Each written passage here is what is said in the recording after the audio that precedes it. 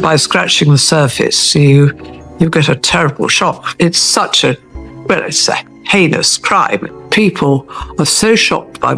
The room went completely silent before King Charles could even utter a single word to his closest aides.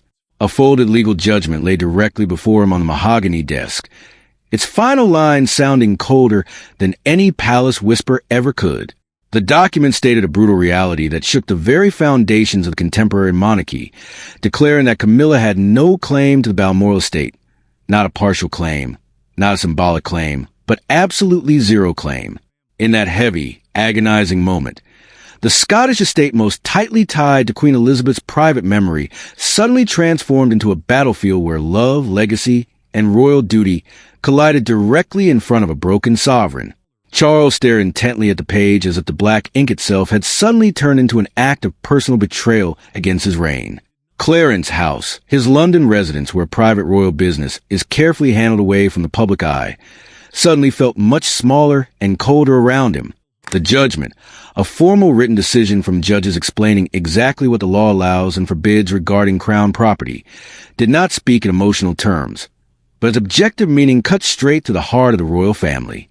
It explicitly detailed that the Queen Consort possessed zero legal rights to the Balmoral property, the historic Scottish home inherently tied to the sovereign bloodline, and to Elizabeth's private inheritance arrangements. Balmoral was never just a house or a simple holiday retreat for the family.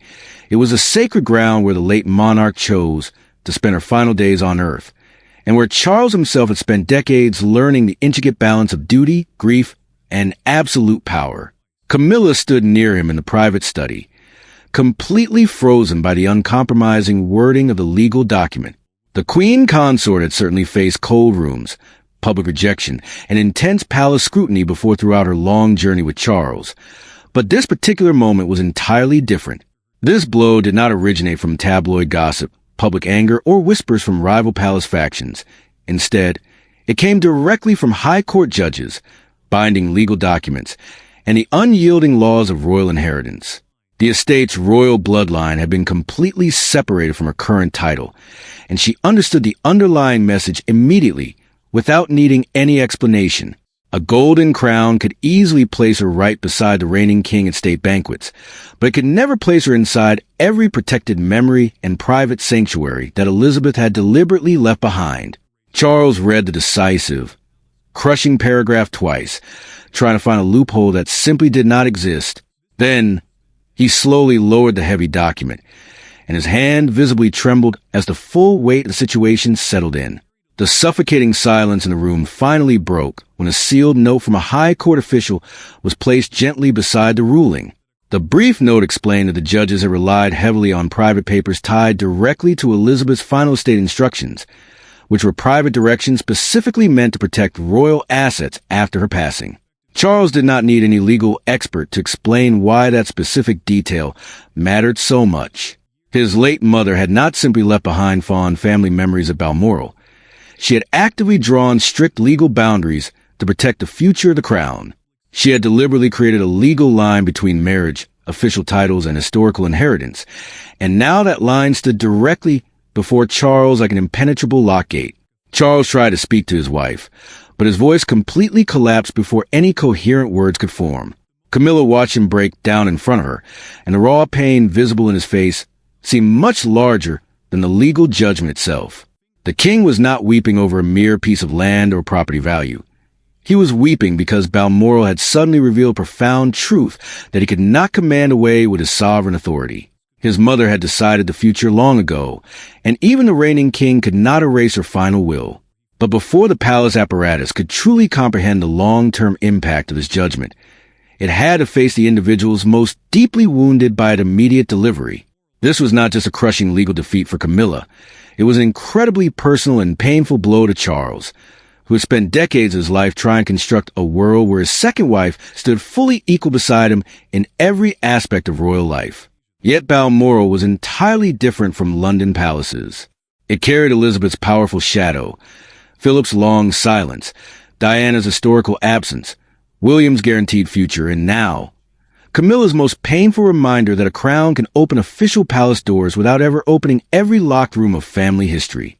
Charles tried desperately to hold himself together as the aides watched, but the ruling had cut too close to the private part of him that was not a king, not a sovereign, and not the stoic man expected to stand high above personal pain.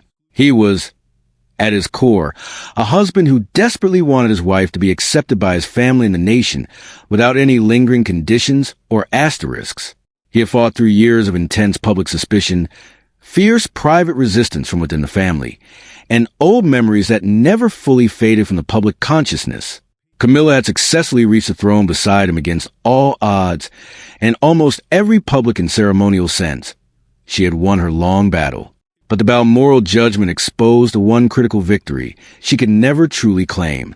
Queenship gave her official rank, grand presence, and majestic ceremony, but it did not grant her automatic authority over an estate protected by Elizabeth's private will. Camilla understood that subtle but brutal difference the exact moment the judgment settled into quiet room. She sat rigidly near the marble fireplace, not crying, not arguing, and not pleading her case to the lawyers. Her fingers tightened firmly around the fabric of the armrest, as if one single emotional word might make the public humiliation completely permanent.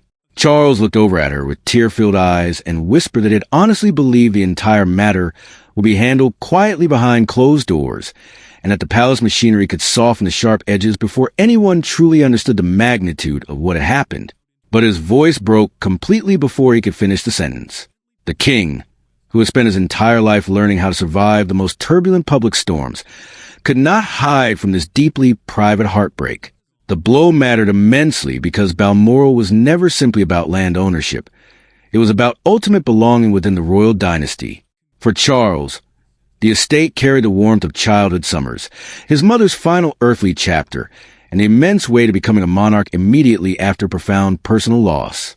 For Camilla, it now officially became the one place where her royal limits were clearly named in cold, legal language.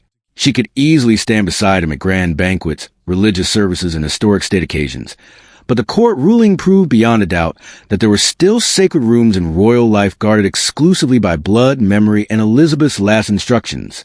Prince William was fully informed of the legal decision well before the wider royal household, and that crucial detail immediately changed the entire temperature inside the palace walls.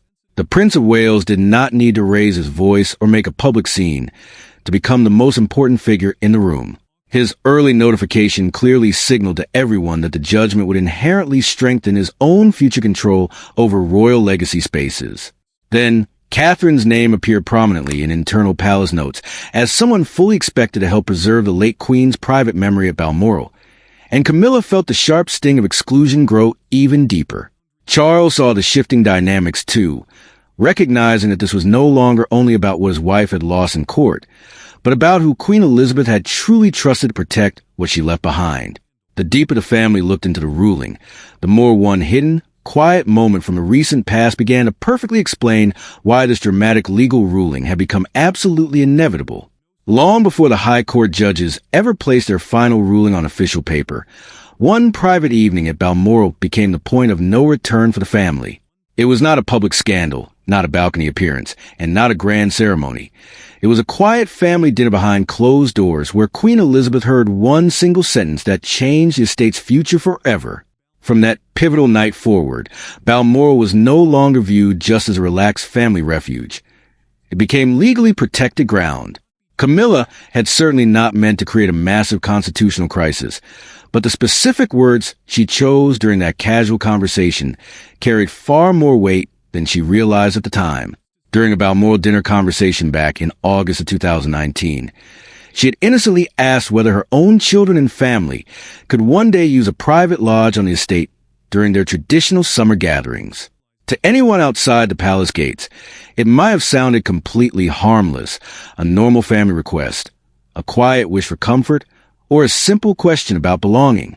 But inside the strict structure of the British monarchy, nothing linked to Balmoral was ever simple. The estate carried centuries of history, strict inheritance laws, and the late Queen's deepest sense of personal duty. Elizabeth listened to the request without interrupting a single time. Charles tried his best to soften the moment, gently presenting the request to his mother as a practical family arrangement rather than a formal claim. He wanted peace at the dinner table, and he desperately wanted his mother to see Camilla not as a constant disruption to tradition, but as an integral part of the royal future he had chosen.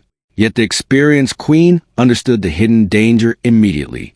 A private lodge was not only a place to stay, it represented access. Access could easily become expectation. Expectation could turn into entitlement.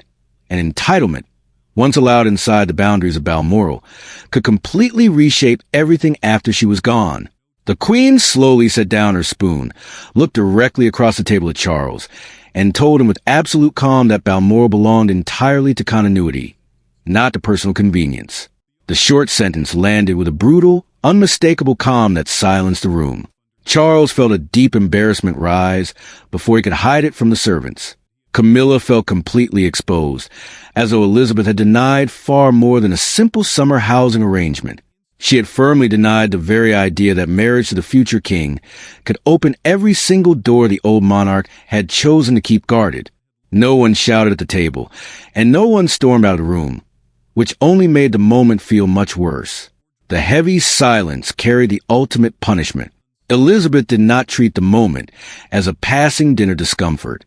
Immediately after dinner concluded, she summoned her private secretary and explicitly instructed that Balmoral's future use must be completely clarified in writing, so there could be absolutely no confusion or disputes later on. A private secretary is a senior palace aide trusted to record the most sensitive royal instructions and turn private decisions into binding, formal palace action.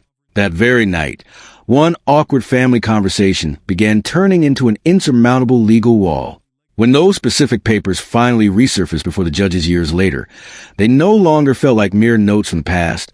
They carried the full, undeniable force of the late Queen's final will. Charles understood completely then that the crushing court ruling had not actually begun in a modern courtroom. It had begun years ago at his mother's dinner table with Camilla's question, Elizabeth's definitive answer, and a boundary that no living soul dared to challenge. The sharp and controlled knock at the heavy oak door did not just break the agonizing silence between King Charles and Camilla. It fundamentally shifted the power dynamic inside the private quarters of Clarence House. Prince William had arrived exactly when the emotional friction between husband and wife had reached its absolute peak, and his sudden physical presence instantly turned a private marital dispute into a massive institutional crossroads for the entire British monarchy. The Prince of Wales did not enter the room with a raised voice, dramatic gestures, or a look of personal triumph. Instead, he carried a profound, unyielding stillness that made his presence infinitely more unsettling to the emotional king.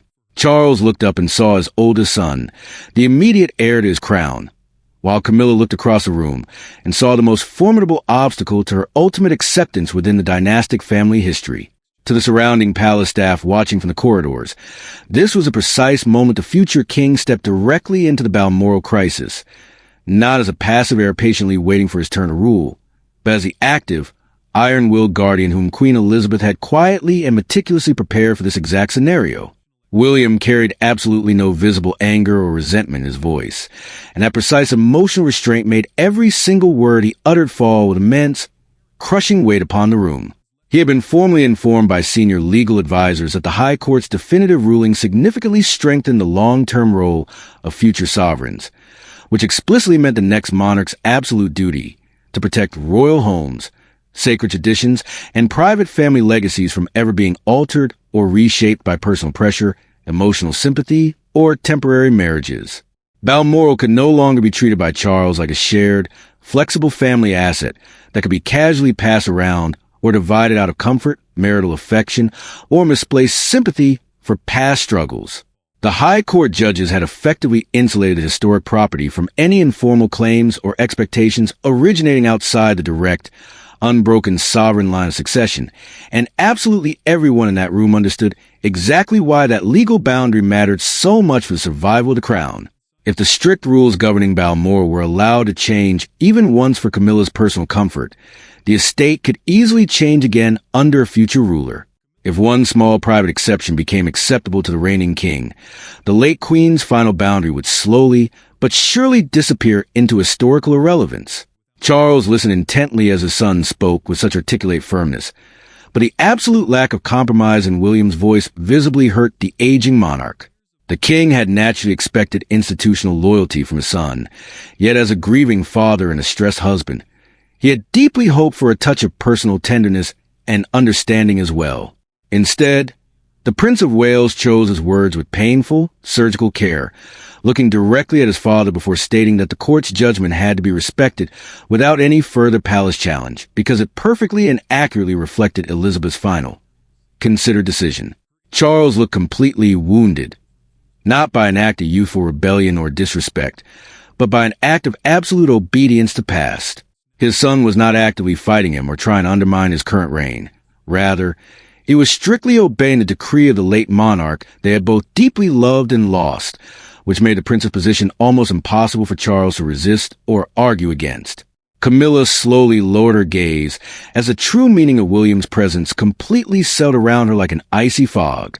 The queen consort possessed a sharp political intuition, and she sensed immediately that William would never soften the sharp edges of his judgment just to preserve her personal comfort or shield her from public embarrassment. He did not insult her intelligence. He did not diminish her grand official title. But he also absolutely refused to pretend that the legal ruling was flexible, negotiable, or subject to royal manipulation. In that suffocating stillness, Camilla fully understood that Balmoral had become an unyielding line in the sand that the next generation of the royal family was entirely ready to defend at all costs. The grand victory of finally becoming queen after decades of public struggle now stood in brutal contrast to the intense suffering of being completely denied a place in Elizabeth's most guarded, sacred legacy.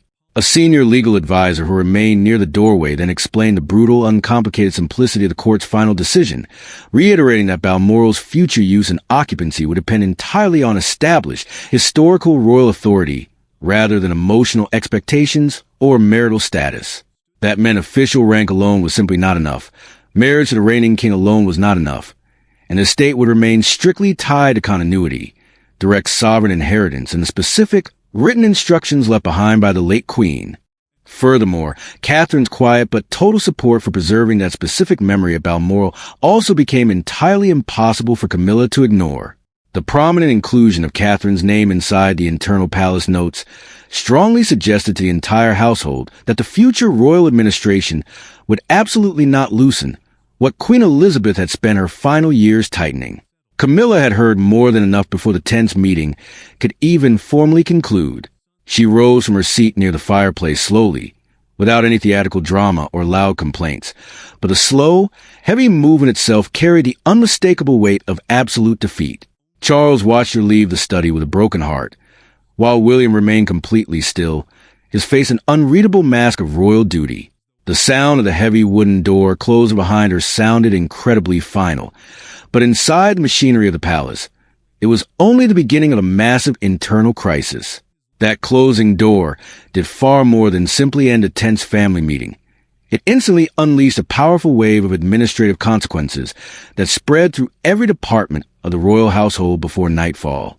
By early evening, the palace no longer felt like a private family home or a sanctuary from the world. Instead, it felt like a cold, massive machine rapidly reacting to severe structural damage. Secure phones rang incessantly behind closed doors. Private secretaries moved with urgent speed to the long, portrait-lined corridors. Access lists were under constant review. Guest arrangements for the upcoming season were abruptly frozen. And somewhere deep inside that grand fortress, Camilla sat completely alone, forced to face the brutal, undeniable truth that Balmoral had officially become the exact place where her royal limits were now impossible to hide from the world. She had deliberately withdrawn to her private sitting room before any senior aides could attempt to manage her personal pain or convert her heartbreak into standard palace public relations. She removed her formal gloves slowly, throwing them onto a side table, and asked her closest personal maid to leave the room, without even turning around to face her. The deep silence that followed across the room was not a peaceful silence. It was a heavy, suffocating weight of public and private humiliation settling permanently into the historic walls. The queen consort had survived decades of intense public judgment, media vitriol, and social exclusion. But this particular strike felt entirely different because it originated from deep within the very system she had sacrificed her entire life to belong to. Balmoral had now successfully been turned into a universal symbol of her exclusion from the inner sanctum of royal history, and every single adjusted protocol made that exclusion feel more official, permanent, and cold. Meanwhile, Charles's private office struggled immensely to control the immediate institutional response. His personal staff desperately wanted to project an image of absolute dignity, using calm language and careful timing. But behind the polished press phrases sat a brutal truth that everyone knew. The High Court's ruling had deeply and publicly humiliated the reigning king. An estate protocol explicitly dictates the strict internal rules, deciding exactly who can request access, stay on royal property, or use protected spaces independently. And those precise rules were now being actively rewritten around Camilla, completely stripping away her independent influence. Palace staff began systematically removing old assumptions that her specific household could request Balmoral access or lodge arrangements without direct, prior clearance from the sovereign line. Guest arrangements were paused. Future family invitations were placed under a much stricter review process, and although nothing sounded explicitly dramatic on official paper, every single minor administrative change carried the exact same crushing message. Her actual influence within the monarchy had been severely narrowed. Charles refused to attend dinner first, remaining isolated in his study as the hours ticked away. When he finally did sit at the dining table later that evening, the fine food remained completely untouched before him, as he sat there utterly crushed by the immense distance that had now been legally placed between his loyal wife and his mother's beloved estate. He had spent his entire adult life trying to prove to his family and the world that love could ultimately survive history, that patience could heal the deepest of old wounds, and that the institution of the monarchy could gently bend to accommodate personal happiness without ever breaking. But Balmoral did not bend for him. Elizabeth's powerful will had reached far beyond the grave, placing an insurmountable wall exactly where Charles had spent decades hoping to build a beautiful bridge. A formal palace memorandum circulated late that night made the new, chilling reality completely impossible for anyone to ignore or misinterpret. Future invitations to the Scottish estate would now have to be cleared through a much narrower, highly structured authority system, completely limiting informal family influence and aggressively protecting the property from personal claims or lifestyle modifications. Staff members also noticed another critical detail that chilled the atmosphere inside the offices. Prince William's team did not seem even remotely surprised by the strict wording of the judgment.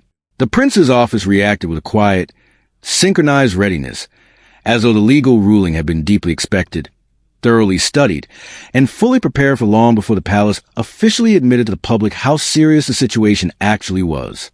Charles felt the cold night closing in around his reign, realizing that his wife was deeply wounded.